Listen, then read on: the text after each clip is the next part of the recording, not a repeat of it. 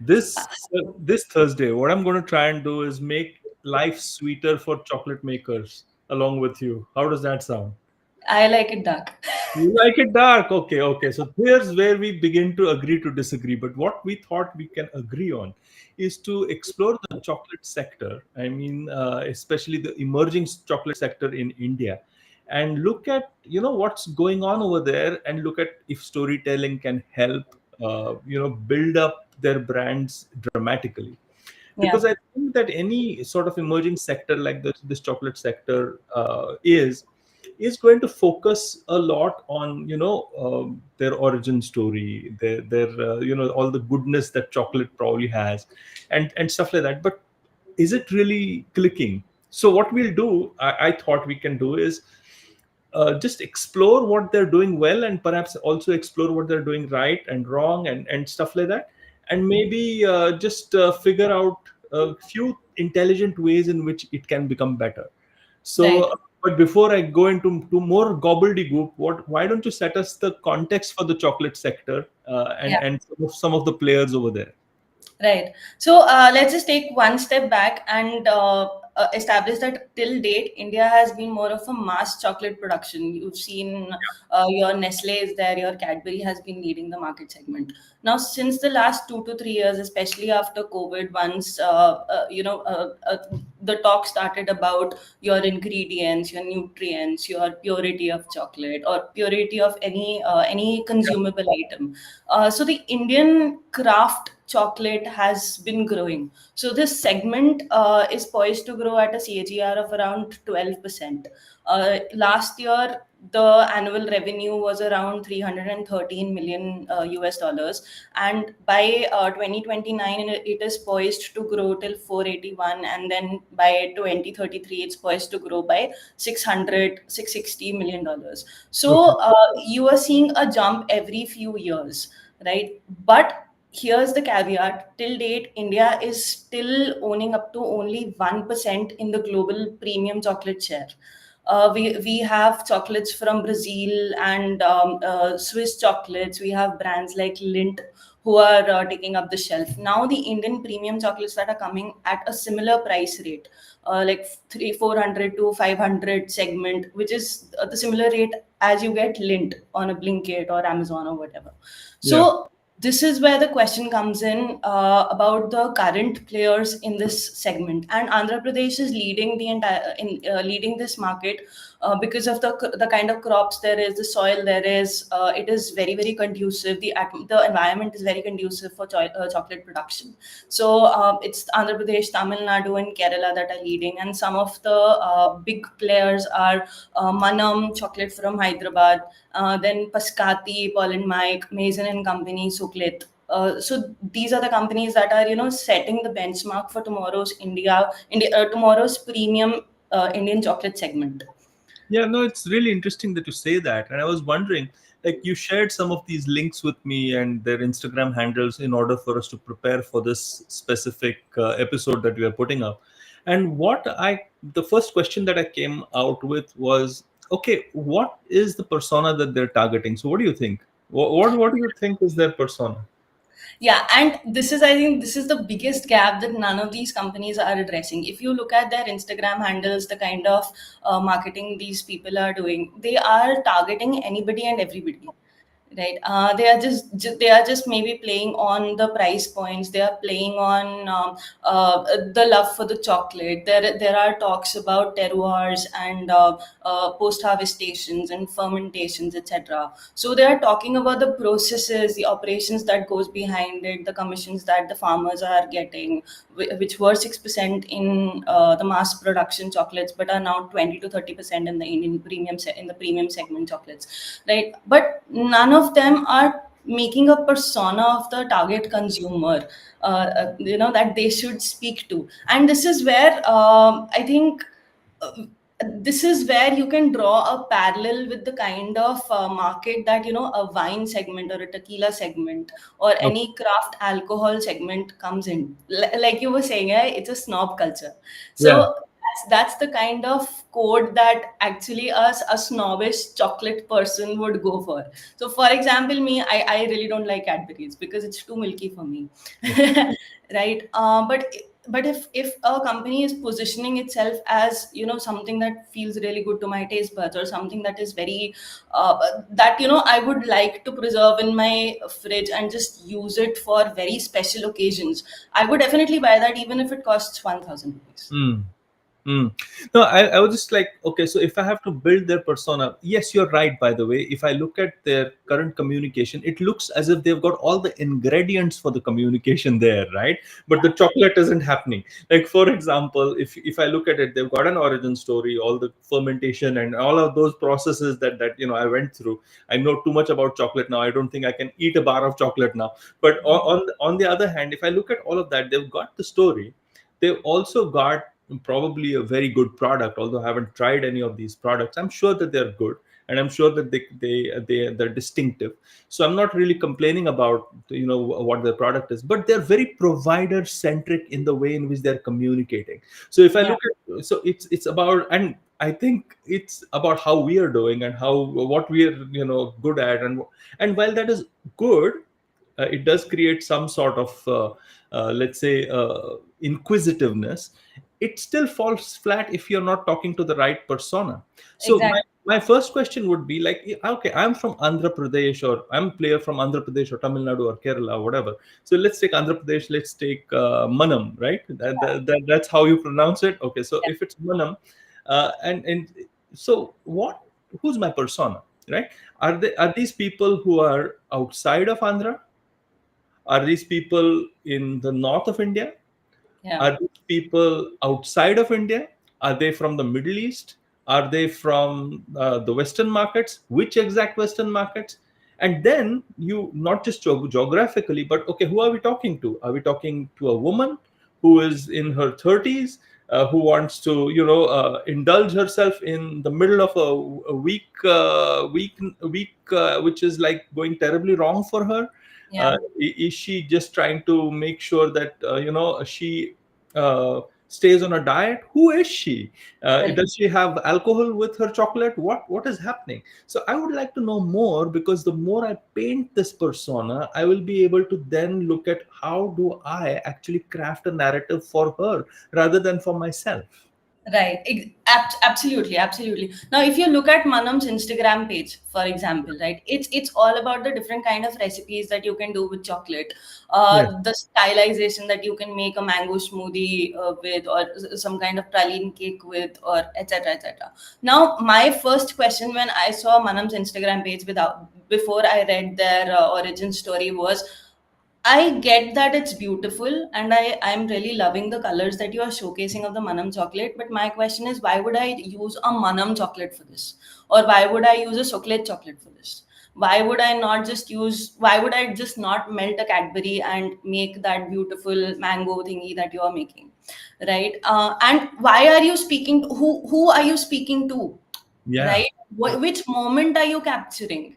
Which emotion are you trying to bring out in a customer that would make them buy specifically go to Amazon and buy this chocolate? Because here is here is a pain point. These craft chocolates, they are not mass produced, so they are not something that you get on a Blinkit or a Swiggy Instamart or a Zepto. So you can't play on the shelf imagery over here. You need people, especially going on an Amazon, just to purchase a Manam chocolate, or they need to go visit the Almond House eatery specifically purchase the Manam chocolate, or they need to go to Delhi to so Manam is opening their Delhi branch now, which caters to their 40% of sales. So why would I specifically go to a Manam store just to buy your chocolate? What is in it for me? What emotion are you capturing for me? It seems to me that the decision towards going to a particular market, maybe that talks about the fact that they've done some work on the persona, or it might also be very provider centric. Oh, okay, I've got somebody I know, I trust, who can open up a Manam shop in Delhi. So I really don't know how the Yeah, people. and it's also because Delhi has always been more welcoming to the foreign brands. or do different kinds of brands. Whenever you say premium or whenever you say luxury, Delhi is one geography that would always, flock towards it. So Right. I will not suggest using Delhi as your benchmark of growth. Okay. So again, so there are so many things that come to my mind. But if I'm actually looking at a problem like this or an opportunity like this, Yeah. the way in which I would look at it is, okay, you've got some really cool people doing your photographs and doing your visuals and also looking at your videos and stuff like that. However, it's not sticking to Yeah. one specific persona and not. So that's how I would start things. I would look at who are your one or two or three personas that you want to look at. Then I would try to figure out where is chocolate in their lives. And then the Yeah. second thing is, where is snobbery in their lives, where is luxury in their lives. So there are some associated things that I would look into.